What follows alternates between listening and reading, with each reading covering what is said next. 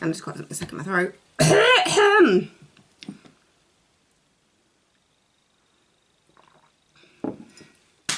Hello everybody, welcome back to my channel. If you haven't been here before, my name is Debbie and usually I read a lot of books. I do have some books I'm going to be recording during this little session, but today I want to talk about a show. I have been able to see Macbeth twice at Leeds Playhouse now, and I want to talk about the show because I think it is absolutely brilliant. For me, a big part of what I love so much about it is the set design. They basically utilise the entirety of the stage. It looks huge. So I don't have a physical programme because I've been working it rather than viewing it as like a guest of the theatre. So I'm going to see if I can get up the online one. This show is just incredible and it's very diverse casting. The diversity in it is just incredible. So I'm just going to quickly go through the cast list with you. It's not the biggest cast actually. I think there's times when the cast feels bigger than it actually is because of the way they utilise the cast in the space. So we've got Charlotte Arrowsmith as Lady Macduff and a witch, Jessica Baglow as Lady Macbeth, Adam Bassett as Macduff, Benjamin Cordy as Ross, Cami Darwish as Duncan and the Doctor, Tom Dawes as Lennox, Karina Jones as Witch and Gentlewoman, Shahbaz Khan as Malcolm, Takia Newell as Macbeth, Gabriel Paul as Banquo and Ashley Wilder as Witch Messenger.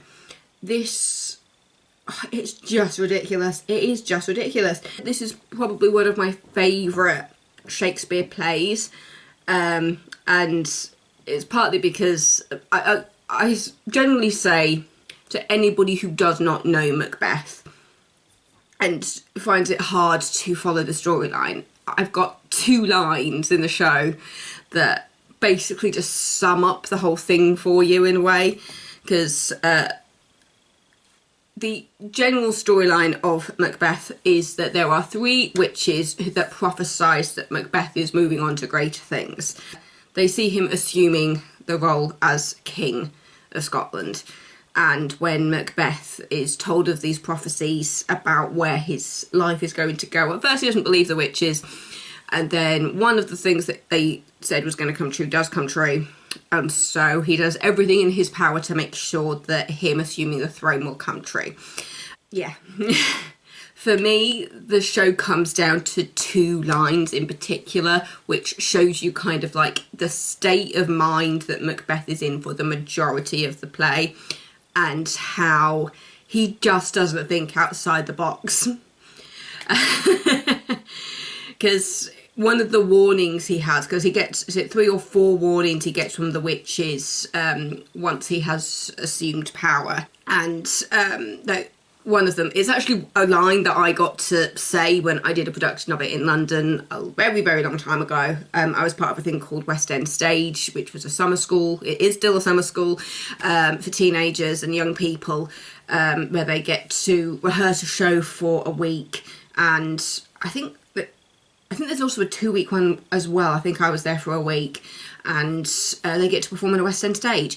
And so with that, I got to perform at Her Majesty's Theatre in London. It's still one of my greatest accomplishments in life, but we did a section of Macbeth during that performance where I played one of the apparitions, and I got to say, Macbeth, Macbeth, Macbeth, none of woman born shall harm Macbeth. And that is one of the apparitions that's a warning to Macbeth of things he needs to be aware of as he becomes accustomed to his life as king. The apparition before that tells him that he needs to beware of Macduff, and then it says none, and then it comes out that none of woman born shall harm Macbeth.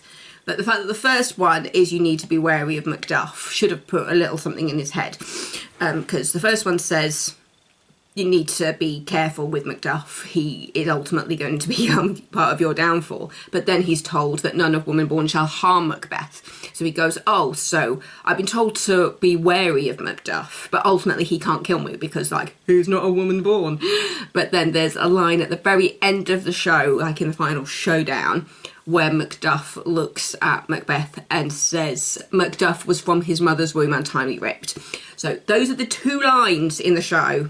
The none of woman born shall harm Macbeth, and then the Macduff was from his mother's womb untimely ripped. Those are the two lines that encompass the whole show for me. Can you tell how passionate I am about this play? I studied it at school, and I did an essay about who was ultimately the responsible for the downfall of Macbeth. That was the part of the title of the essay, and my English teacher was trying to get everybody to say that Macbeth was at fault, basically that he was ultimately responsible for his own downfall. And I basically said that that was half of it, and that if the witches hadn't put the idea in his head, he probably would not have done all he did to ensure that the prophecies came true. That was where my essay went with it. And my English teacher, we actually had a one-on-one like argument in his office, where I had to defend my essay, basically. And ultimately I got an A on the paper. I managed to argue my point quite well, despite the fact that that wasn't the answer he really wanted. But I do believe that the witches ultimately preyed on Macbeth and his personality because they knew that he would do whatever he could to ultimately make those prophecies come true. So without the prophecies, he probably wouldn't have done what he did, because the idea of becoming king became such a big thing in his head that he was just like, right, I need to do what I can to make this sure this comes true. And that comes to killing the current king, Duncan. Spoilers alert for those who don't know Macbeth. But yeah, the Leeds Playhouse production is just absolutely stunning. It's so diverse. This production incorporates sign language, and it's also narrated the way through, so that the audio description is kind of part of the dialogue. I have heard some comments saying that they wished it was more, and I'm aware of that. Some of the cast are hard of hearing and deaf, and I found it really powerful in this production that Adam Bassett, who plays Macduff, is deaf, and so you hear his lines being communicated through other people throughout the show, which I think is just a really clever way to do it. There's a point in the second half of the show where Macduff finds out what Macbeth has done to his family, and that moment is so heart and gut wrenching, and the cries from Macduff when he realises that all his family is gone, and how that kind of sparks the fire in him to fight Macbeth. It's just such a powerful moment. Tom Dawes as Lennox, he does the majority of interpreting for Macduff throughout the show, and yeah, it's just so clever. It's so funny. It's Benjamin Corley as Ross, where the big comedy moment happens at the end of the first half, when he's drunk, he's woken up the next morning and there's knocking at the door, and he just goes, his monologue throughout that whole bit of like his reaction to the night before and how drunk he is and the actions that he uses. Oh, it's just so funny. Editing Debbie, I just noticed in this section I didn't explain what actually happened in this bit. It's basically you've got Ross and Macduff on there, and Ross decides to interpret himself what happened the night before, even though he doesn't know sign language, which leads to an incredibly funny moment where he is doing the most basic of actions, trying to describe just everything from the drinking to the lust, and it's just the way he uses his sword is so funny.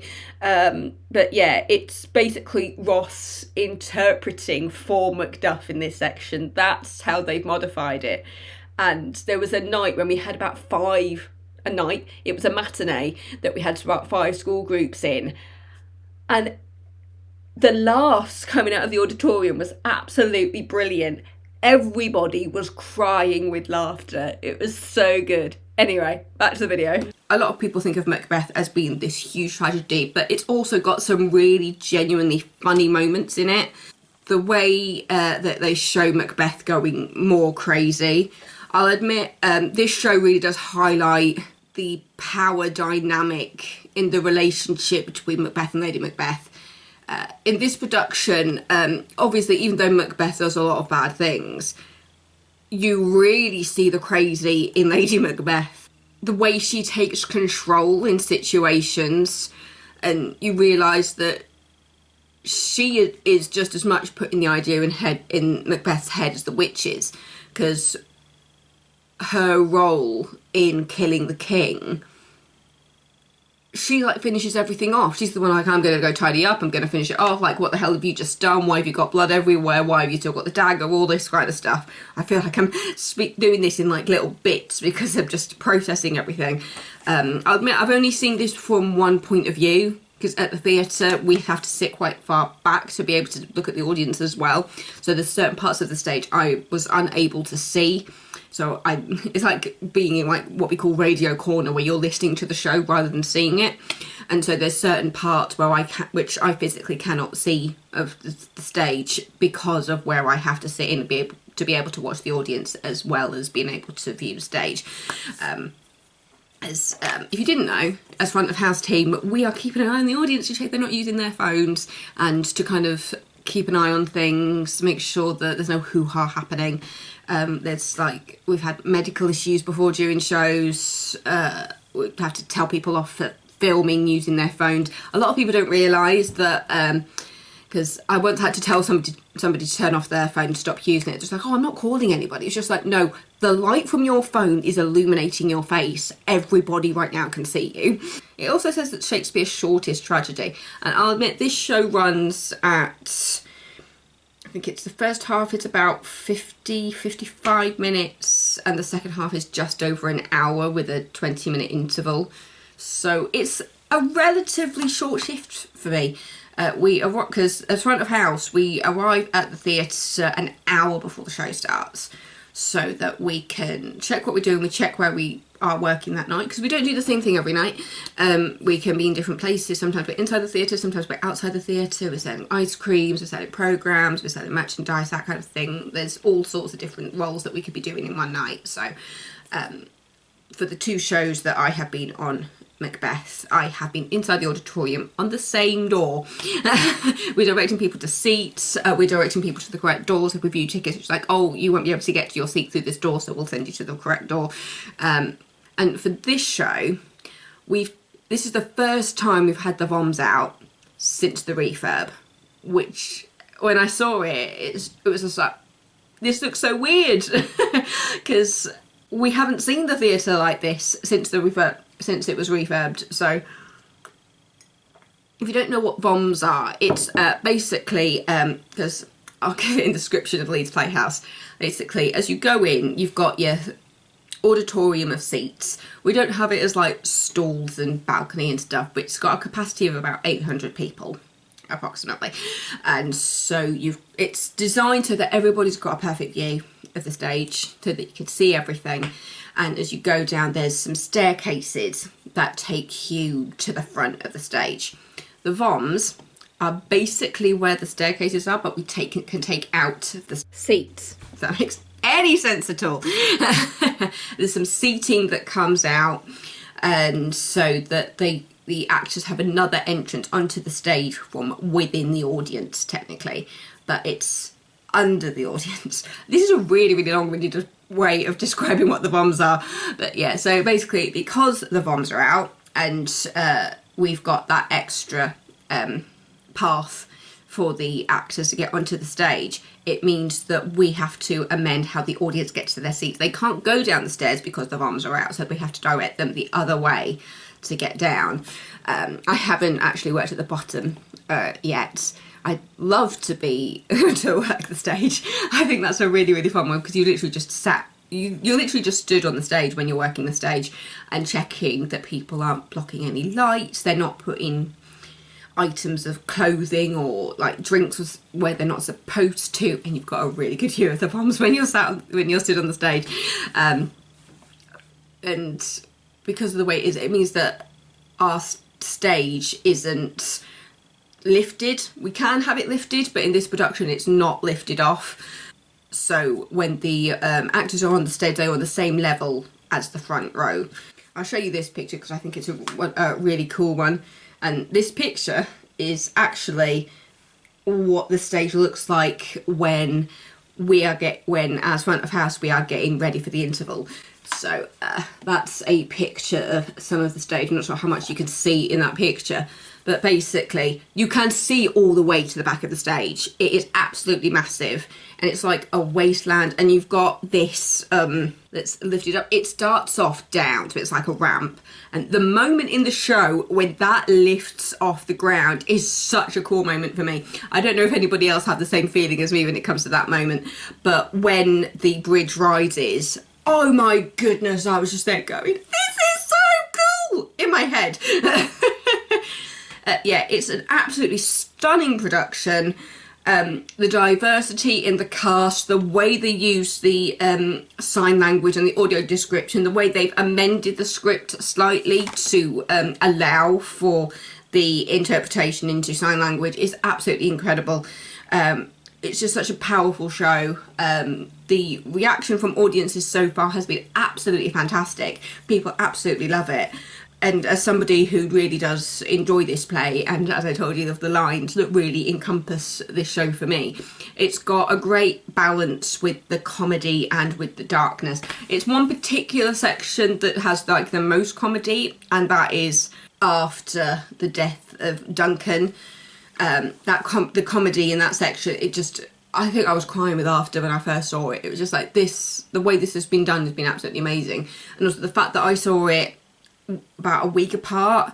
I saw it on the first preview, and then I saw it the following Friday. So I was able to see like a couple of little changes that they'd done from preview to that performance, and it was just, I just love it so much. I love going to the theatre. I have got another theatre review coming up, but yeah, this is Macbeth at Leeds Playhouse. The cast was absolutely stunning. Let me know what you think in the comments if you have seen it before, if you have seen this show. It's just fantastic. It's just, I love the darkness of this show and the text, and I think I wouldn't be surprised if we have some school groups coming in, because it is one of those plays that's on the syllabus.